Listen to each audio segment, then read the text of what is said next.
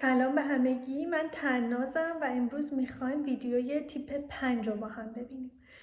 تیپ 5 اسمش هست Observer یا مشاهده‌گر و اولین تیپ از مرکز ذهنیمون هست. ما تا الان راجع به تیپ 1، 2، 3، 4 با هم صحبت کردیم که توی مرکز تیپ 1 تو مرکز حرکتی و 2، 3، 4 تو مرکز حسی بودن.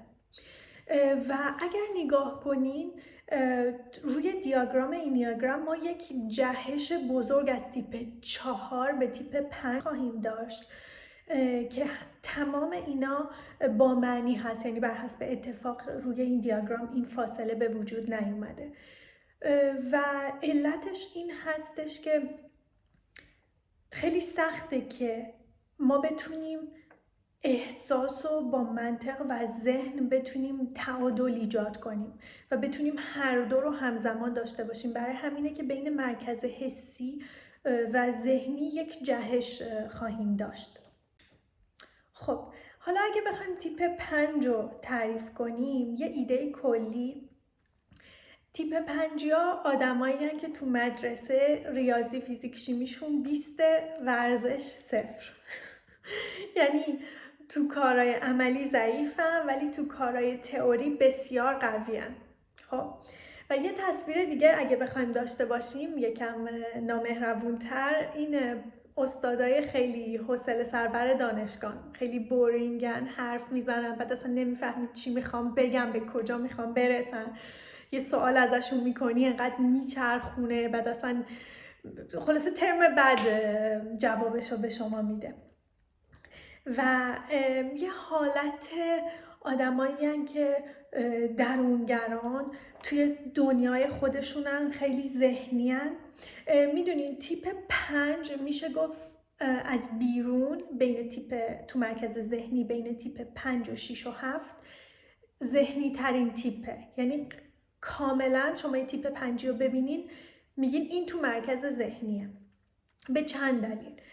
اولا اینکه کندترن نسبت به بقیه تیپ‌ها. ما گفتیم مرکز ذهنی همیشه قبل از عمل فکر میکنه و همین باعث میشه که یکم کندتر باشن. وقتی شما یه سوالی ازش میکنین یا میخواین یه تصمیمی بگیره، اون سریع به شما جواب نمیده. اول باید بشینه فکراشو بکنه، بعد حالا میاد جواب میده به شما که وقت میگیره.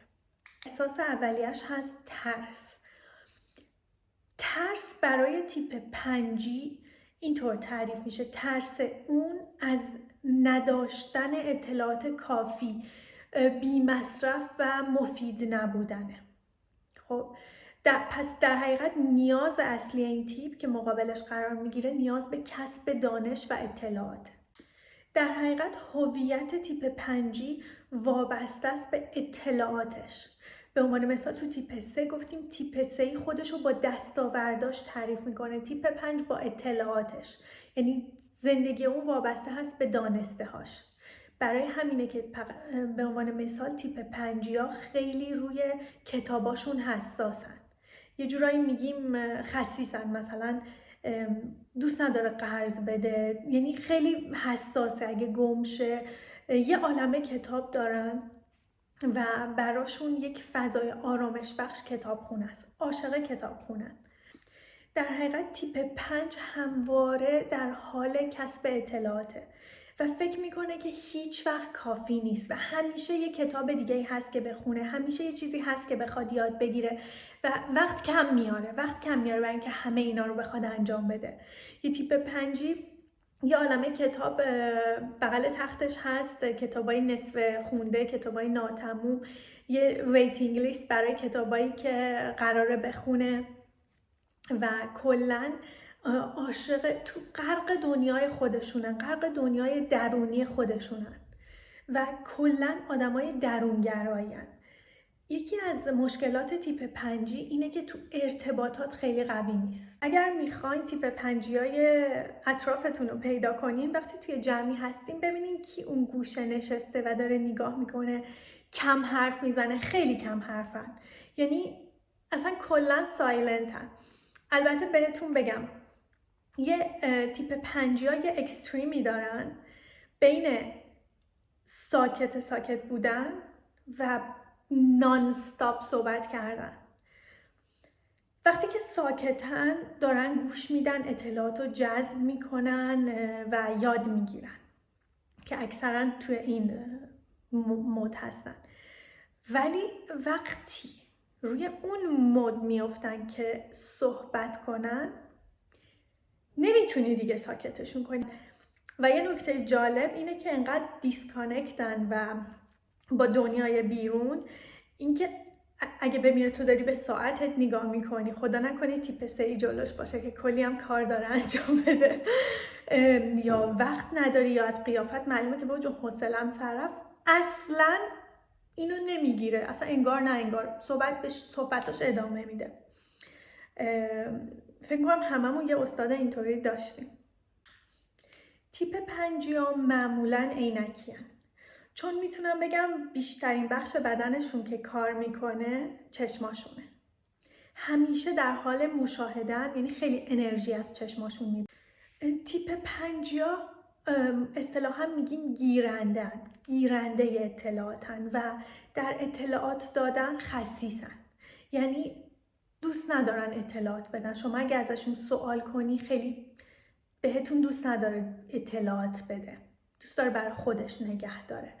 همینطور چون ممکنه جایی بخونی که تیپ 5 خسیسه، من میخوام بگم که این خساست رو ما در تیپ 5 چطور معنی میکنیم. یک در دادن اطلاعات، یک در بروز احساساتش. به عنوان مثال اگر خانواده مثلا پدر یا مادر شما تیپ 5 یهو بیای بگی مامان مثلا کنکور رتبه 1 شدم، نمیاد. مثلا اگه تیپ 2 باشه میاد داد میزنه، بغلت میکنه، قربون صدقت میره. تیپ 5 باشه نگاهت میکنه میگه جالبه مثلا. بعد کامنتی که میدن یه کامنت خیلی خنثاست، تو نمیفهمی فازشون چیه. مثلا براش یه چیزی رو تعریف میکنی میگه جالبه، میگی خب جالبه خوبه یا بده، چیه نظرت؟ کل کامنتی که روی یک ایونت، یک اتفاق بسیار جالب که براشون 3 ساعت تعریف کردی اینه که جالبه. از اونا انتظار ابراز احساسات نداشته باشیم. ببینید هدف اینیاگرام اینه که ما تفاوت‌های آدم‌ها رو بپذیریم. خب من نمیتونم از یک قورباغه انتظار پرواز داشته باشم. از هر کی باید همون چیزی رو بخوام که در توانش هست.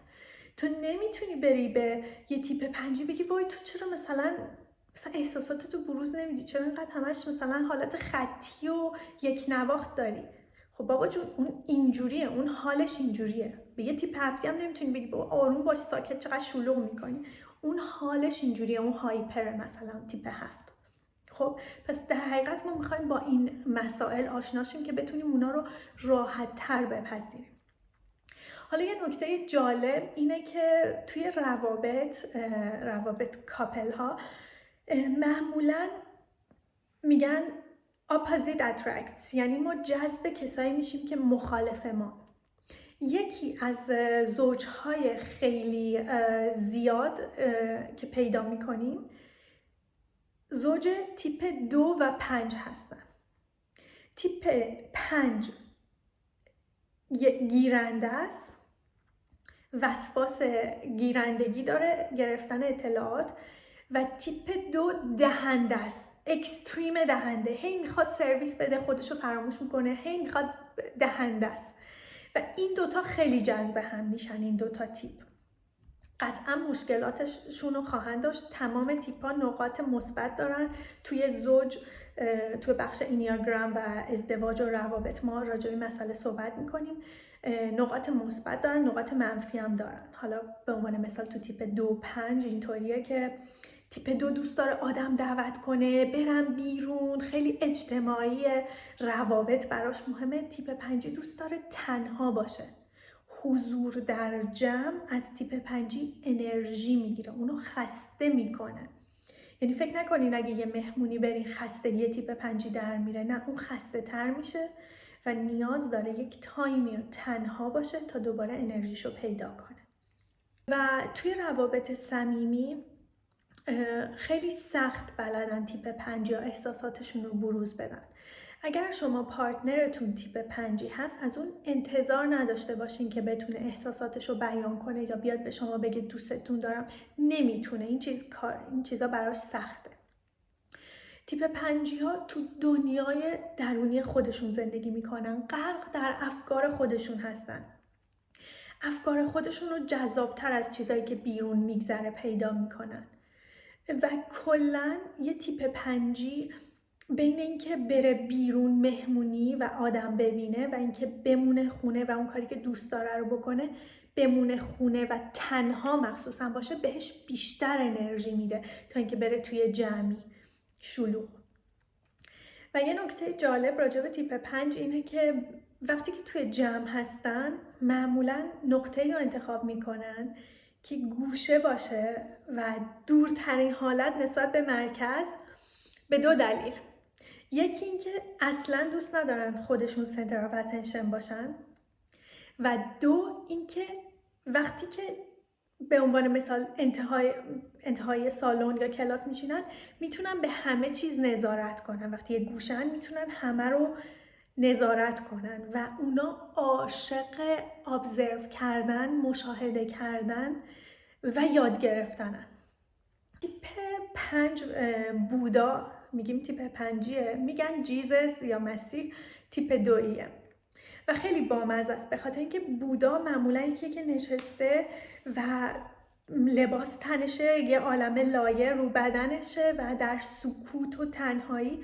مسیح دستا باز، لخت، اینجوری به قول معروف خیلی باز و این دقیقاً نشان اکستریم تیپ 5 و 2 رو نشون میده که چقدر اینا با هم فرق دارن. اون چقدر بازه، اون بسته است و وابسته نیست به دنیا. و بودا به ما یادآوری میکنه، مثال بودا برای تیپ 5 صفت عدم وابستگی تیپ 5 ها رو به ما یادآوری میکنه. تیپ 5 ها یک ویژگی دارن که هم مثبت میتونه باشه هم منفی و اون اینه که وابسته نیستن. خیلی ساده زندگی میکنن. اولا خیلی خرج نمیکنن برای لباس پوشیدنشون برخلاف تیپ 4 یا 3 و خیلی ساده زیستن. تنها چیزی که حاضرن به خاطرش پول بدن کتابه و کلا خیلی وابستگی ندارن به چیزی. از یه جهتی خب خیلی مثبته، به خاطر اینکه در عرفان یکی از مقامات بالایی که شما برسین به این که به هیچی وابسته نباشین، ولی از طرف دیگه ممکنه حس بی‌عاطفه بودن رو به اطرافیان بده و دوباره میگم که ما اینیاگرام رو یاد میگیریم که با این قضاوت ها رو کنار بذاریم راجع به آدم ها و با اونا آشناشیم و دلایل رفتاریشون رو پیدا کنیم. مشاورای خیلی خوبی هستن، یعنی یکی از بهترین تیپ ها برای مشاوره تیپ 5. چند تا دلیل داره. یک دلیلش اینه که آدمایی هستن که خیلی بی قضاوت نگاه میکنن، یعنی تمام جوانب رو در نظر میگیرن و تحلیل میکنن و یک نظر خیلی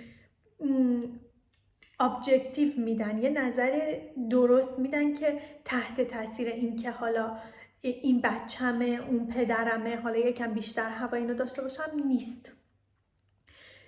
و شنونده های خیلی خوبی هستن، خیلی راحت به شما گوش میدن و اگر باهاشون درد و دل کنین خیلی بی قضاوت به شما گوش میدن و یک نظر خیلی بی طرف میدن. نمیاد بگه چون تو دوستمی بذار مثلا یه نظری بدم که به کام این خوش بیاد. نه، اصلا آدمای چاپلوسی نیستن و تحلیل میکنه و خیلی قشنگ میاد برای توضیح میده که خب ببین از این جنبه اینطوری میتونه باشه، از اون جنبه اینطوری میتونه باشه و یکی از بهترین مشاورا میتونن باشن در همه نوع مقامی. اگر پدر مادر باشن یا حتی مشاور رئیس جمهور، بسیار مشاورای خوبی هستن.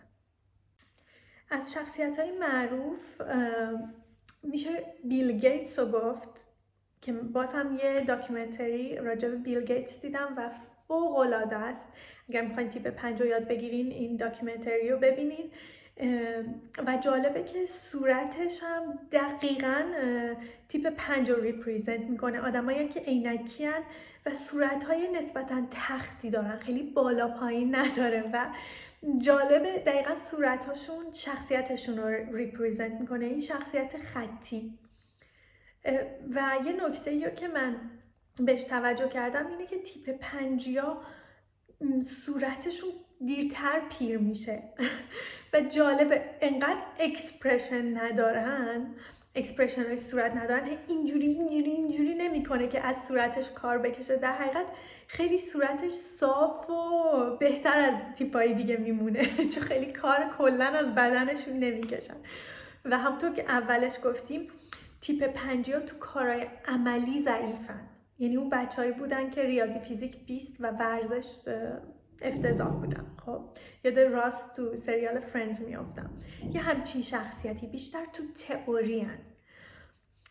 از بقیه شخصیت‌های معروف میشه به نیچه، هگل، استفن هاکینگ ببخشید،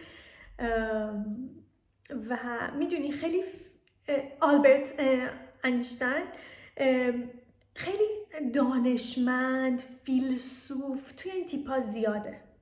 بسکتبالیست پیدا نمی‌کنی یا مدل پیدا نمی‌کنی.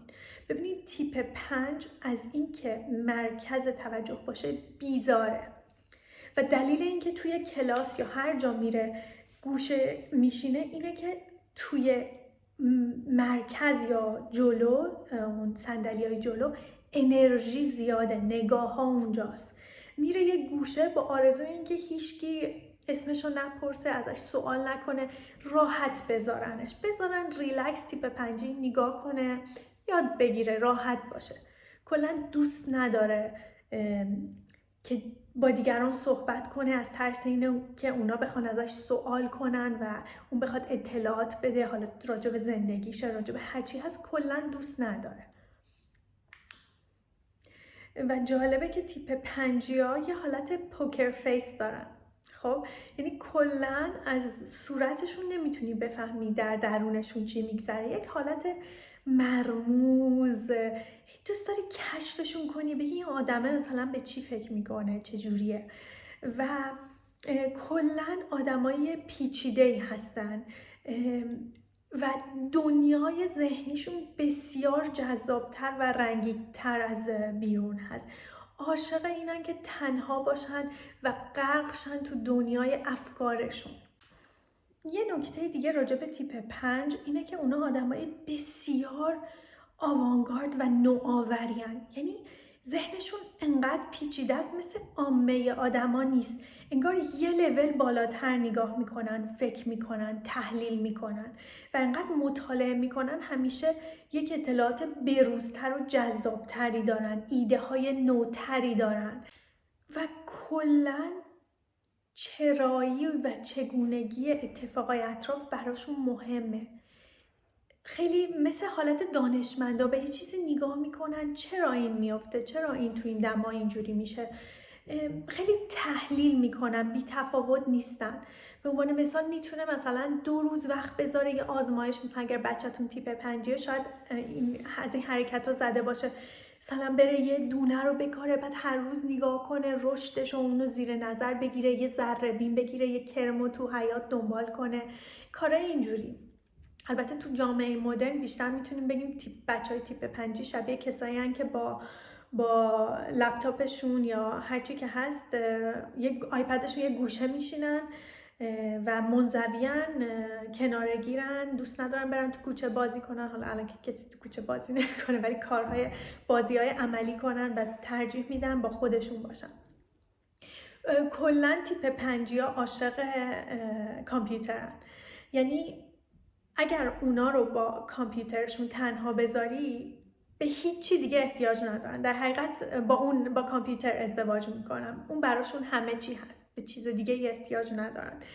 نه، خودشون و اون دنیا رو کامل میکنن، وصل به یک منبع بی انتهای اطلاعات و اونا همه چی عالی، دیگه به هیچی احتیاج نداریم. تیپ 5 خودش خیلی وقتا آگاهه که نمیتونه یه سری کارا رو به خوبی دیگران انجام بده ولی به جای اینکه بره خودش رو بهتر کنه و یاد بگیره اون کار رو انجام بده، بدتر عقب میکشه و دوباره سرگرم کارایی میشه که توش خوبه، میره مطالعه میکنه، میره تو دنیای خودش و از طریق دنیای ذهنی خودش هست که میتونه اعتماد به نفسش رو ببره بالا. اینکه بشینن به صدای باد و پرنده ها گوش بدن، یه منظره رو تماشا کنن، این ابزرو کردن، نگاه کردن حالشون رو خوب میکنه کلا. تیپ 5 ها برخلاف تیپ 2 ها آدمای تاچی نیستن، دوست ندارن لمسشون کنی. همیشه وقتی با یه تیپ 5 هستین فاصله رو حفظ کنین. وقتی میخواین برین کنارشون بشینین نچسبین بهشون، یکم فاصله بدین. یا میخواین سلام کنین دست ندین یا نبوسینشون یا بغلشون نکنین، دوست ندارن. کلا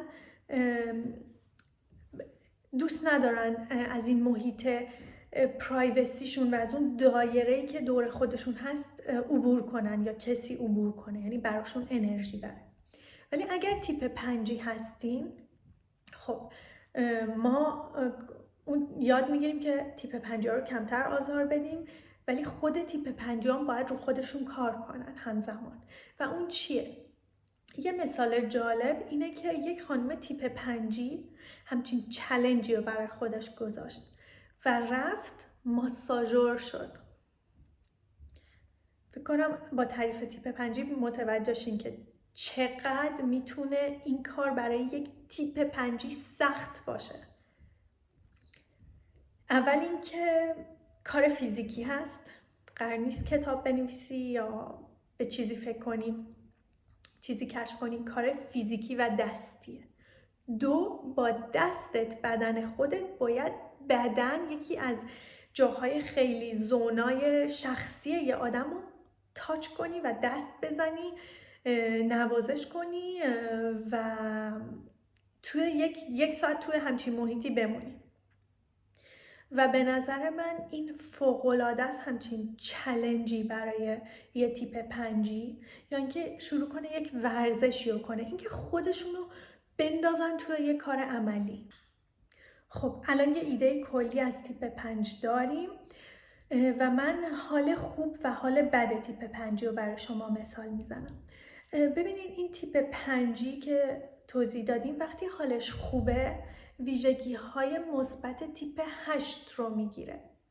پس اون تیپ 5 که مردد، گوشه‌گیر و درون خودشه تبدیل میشه به یک آدم قاطع، مصمم و یکم عملی تر. دست به عمل میزنه، اون چی میگن رسپی که خونده، 20 بار دیده، فیلم دیده، اینا پا میشه درستش میکنه. خب و وقتی که ویژگی در حقیقت در حال بدش قرار میگیره ویژگی های منفی تیپ 7 رو میگیره و اون تیپ 5 منطقی، آروم، خردمند تبدیل میشه به یه آدم یک آدم نامنظم، شلوغ پلوغ، با افکار به هم ریخته، یه همچین حالتی میگیره. خب اینم ویدیوی تیپ 5 و ما امروز مرکز ذهنی رو با هم شروع کردیم و جلسه آینده تیپ 6 وفادار از مرکز ذهنی رو با هم مرور خواهیم کرد. تا هفته آینده.